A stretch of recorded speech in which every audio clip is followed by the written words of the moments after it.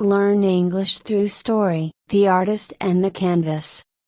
In a quaint village nestled between rolling hills and a deep, lush forest, there lived an artist named Avellini. Her paintings were renowned throughout the land, admired for their vivid colors, intricate details, and the emotions they evoked in those who gazed upon them. Her art was not just beautiful, it spoke to the soul, capturing the essence of life in ways words never could. Avellini was not just a painter, she was a storyteller. Each brush stroke told a story, each canvas held a world within it. People from far and wide came to her studio, eager to commission her work or simply to admire the pieces she had created. Despite her fame, Avellini lived a simple life. She spent her days in her studio, painting, and her nights reading or wandering through the village, observing the world around her.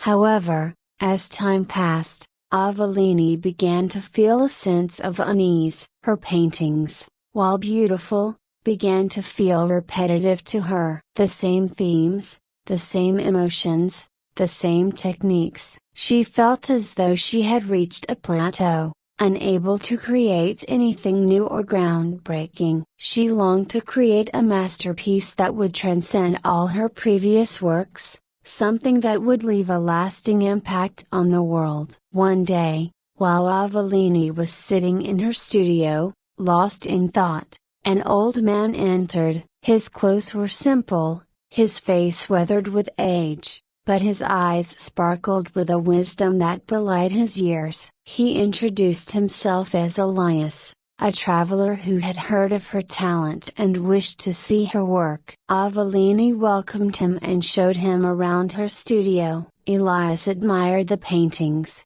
taking his time to study each one. After a while, he turned to Avellini and said, "Your work is beautiful, but I sense that you are not satisfied. There is something you seek, is there not?" Avellini was surprised by his insight. "You are right," she admitted. "I feel as though I have reached the limits of my creativity. I long to create a masterpiece, something that will endure long after I am gone. But no matter what I paint, I cannot seem to find that spark."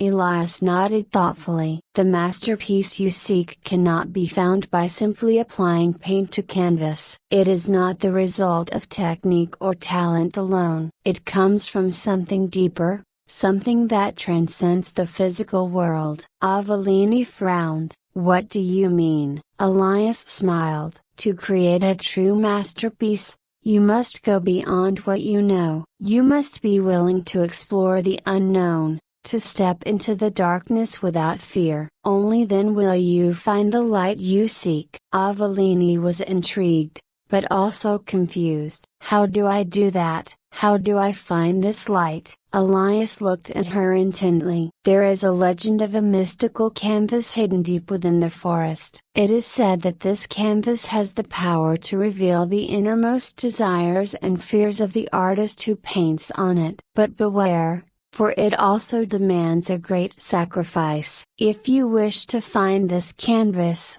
you must be prepared to confront the darkest parts of yourself." Avellini was both excited and apprehensive. The idea of a canvas that could unlock her true potential was tempting, but the warning about the sacrifice made her hesitate. After much contemplation, she decided that she had to take the risk. She could not continue living in the shadow of her own expectations. The next morning, Avellini set out on her journey into the forest. The villagers warned her of the dangers that lay within, but she was determined. She walked for days, deeper and deeper into the forest, guided only by the hope of finding the mystical canvas. As she journeyed, the forest grew darker and more forbidding. The trees towered above her, their branches intertwining to block out the sun. Strange sounds echoed through the woods, and shadows seemed to move of their own accord. But Avellini pressed on,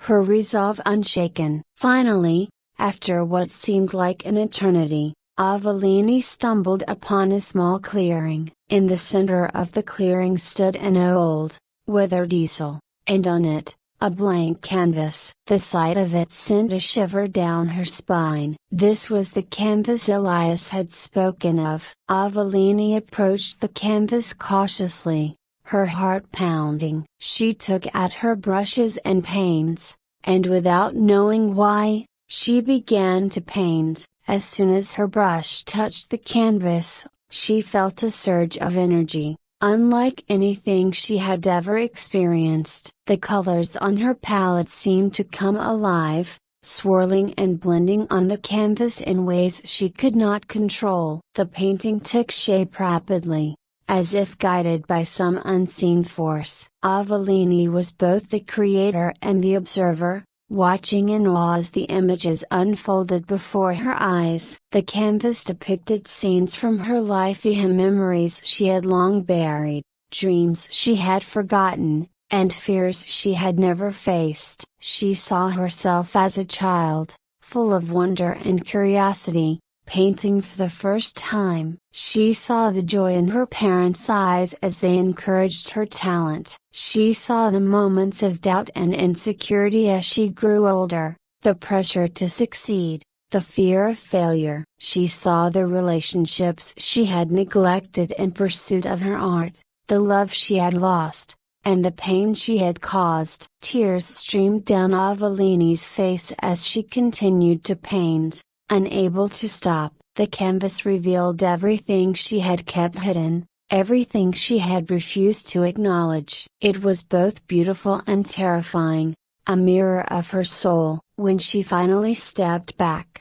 exhausted, the painting was complete. It was unlike anything she had ever created, a chaotic yet harmonious blend of light and darkness, joy and sorrow, love and loss. It was raw, honest, and deeply personal. It was her masterpiece. But as she stood there, marveling at what she had created, the ground beneath her began to tremble. The trees around the clearing shook, and the sky darkened. The canvas, still on the easel, began to glow with an eerie light. Avellini realized with a start that this was the sacrifice Elias had warned her about. The canvas was not just a reflection of her soul, it was a part of her soul. And now, it was demanding something in return. The light from the canvas grew brighter, enveloping Avellini in its glow. She felt a pull, a force drawing her towards the painting. She tried to resist,